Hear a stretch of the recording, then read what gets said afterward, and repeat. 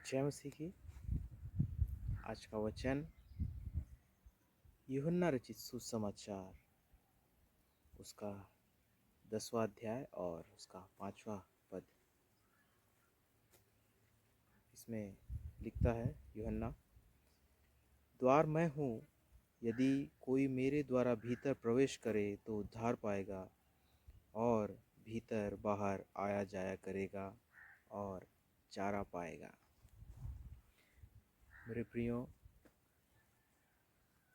इस वचन के द्वारा हम देखते हैं कि प्रभु यीशु मसीह इस वचन के द्वारा हमको बताना चाह रहा है कि कलीसिया एक प्रकार से एक भेड़ों के झुंड की तरह है और प्रभु यीशु मसीह उसका चरवाहा है।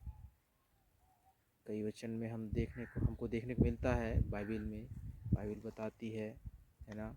यीशु मसीह ऐसे कहते हैं कि सच्चा चरवाहा मैं हूँ जो भेड़ों के लिए प्राण देता है, यानी कि कलीसिया के लिए। मेरे प्रियो, प्रभु यीशु मसीह ने अपने आप को चरवाहा बताया और उनके पीछे चलने वालों को अपनी भेड़ या अपने झुंड का भेड़ बताया। और यहाँ पर कहता है, मैं द्वार हूँ, यदि कोई मेरे द्वारा भीतर प्रवेश करे तो उद्धार पाएगा और भीतर बाहर आया जाया करेगा। मेरे प्रियो, एक वचन और हम देखते हैं जिसमें प्रभु यीशु मसीह हमसे कहते हैं कि मार्ग सत्य जीवन मैं हूँ, मेरे बिना परमेश्वर से कोई नहीं मिल सकता। वहाँ पर जो मार्ग लिखा है उसी चीज़ को यहाँ पर दर्शाया है, द्वार मैं हूँ।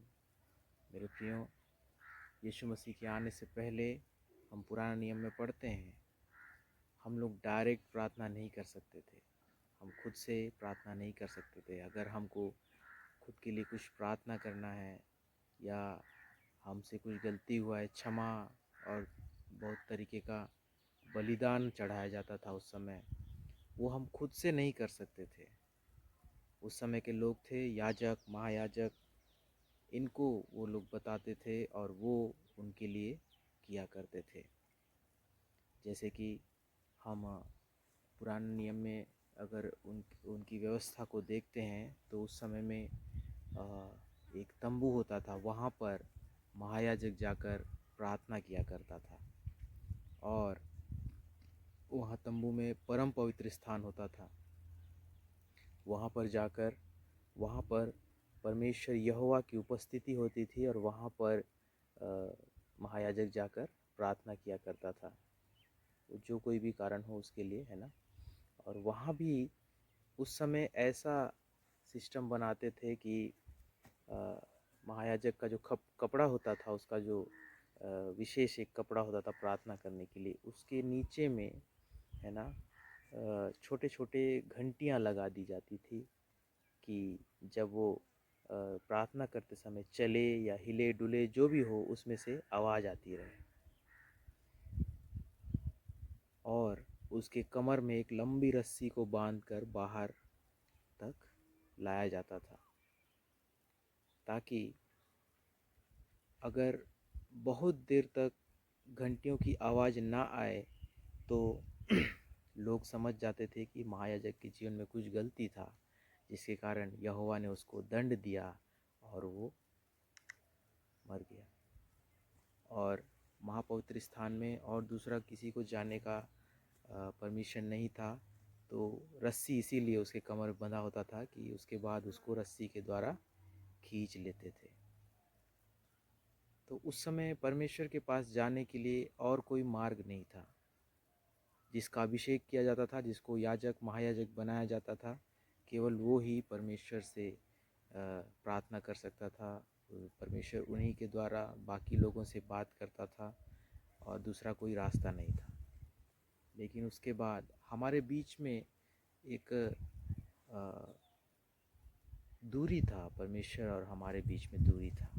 लेकिन उसके बाद जब प्रभु यीशु मसीह आया, वो दूरी मिट गया। मेरे प्रियो, उस दूरी को पूरा करने के लिए प्रभु यीशु मसीह हमारे बीच में आया।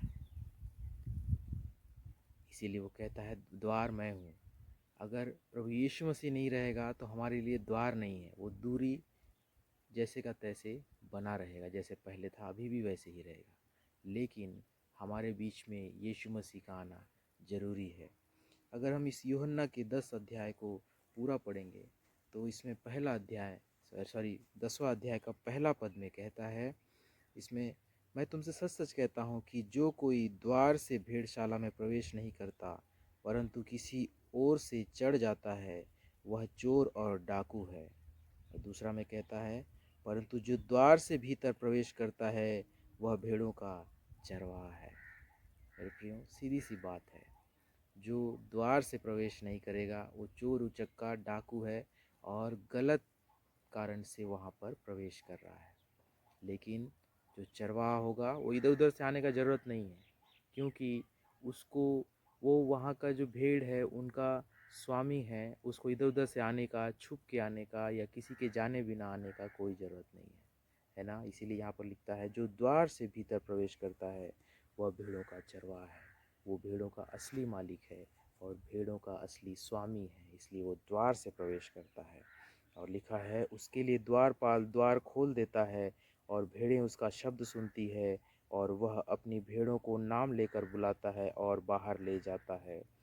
और जब वह अपनी सब भेड़ों को बाहर निकाल चुकता है तो उनके आगे आगे चलता है और भेड़ उसके पीछे पीछे हो लेती हैं, क्योंकि वे उसका शब्द पहचानती है।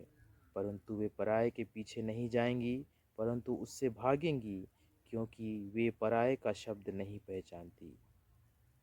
मेरे प्रियो, ये एक दृष्टांत यीशु मसीह हमारे लिए कह रहा है कि मेरी भेड़ें मुझे पहचानती हैं।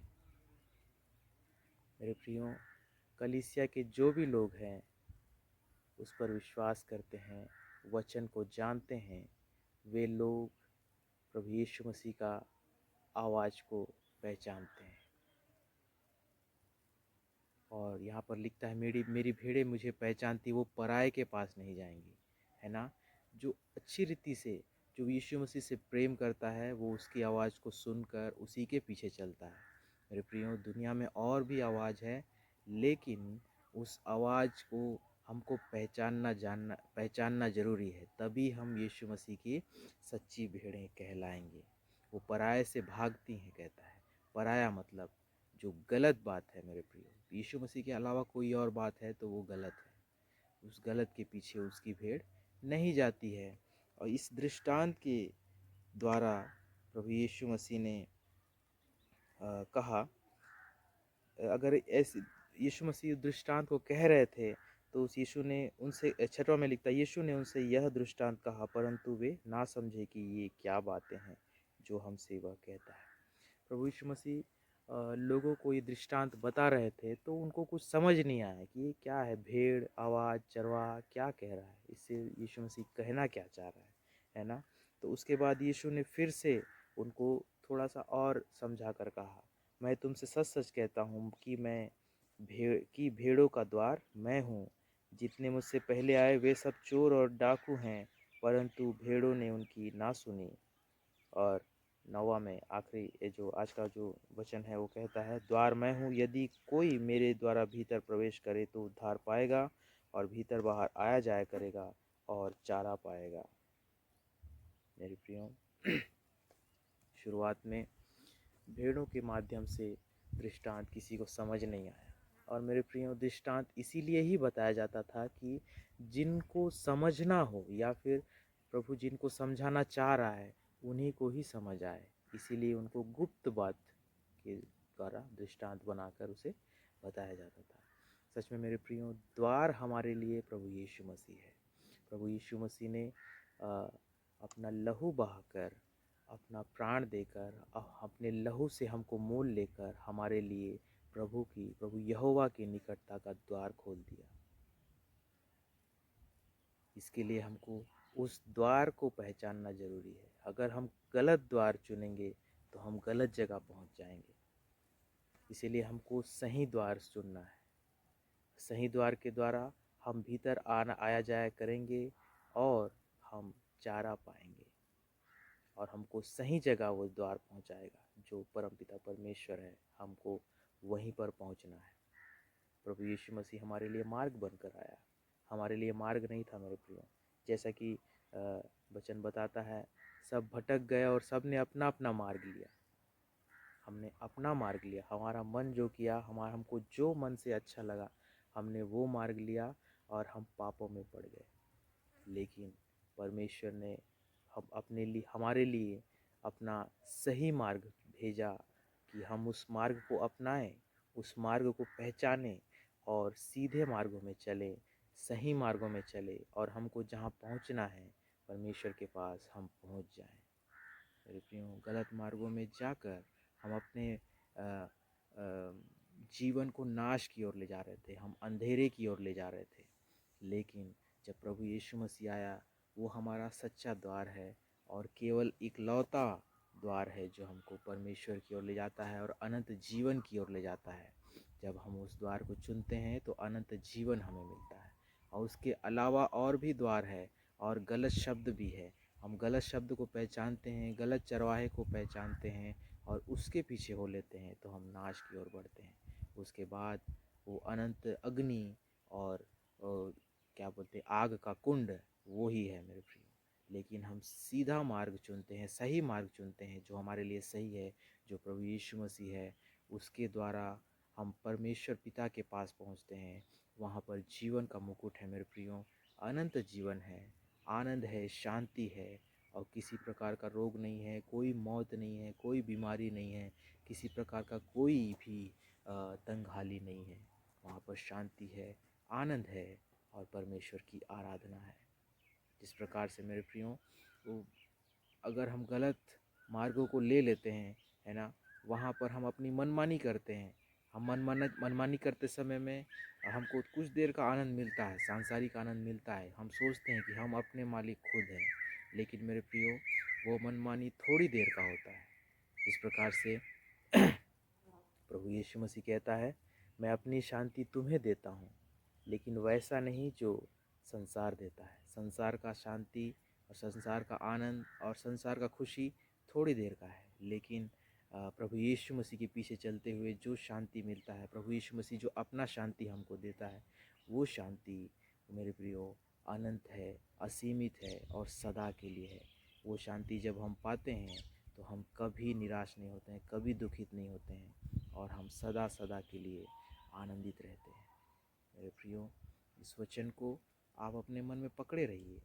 आपने अपना द्वार चुना है या नहीं चुना है, ये अपने मन में सोचिए, है ना। आपने अपने चरवाहे के शब्द को पहचाना है नहीं पहचाना है, ये मन में एक बार टटोलिए।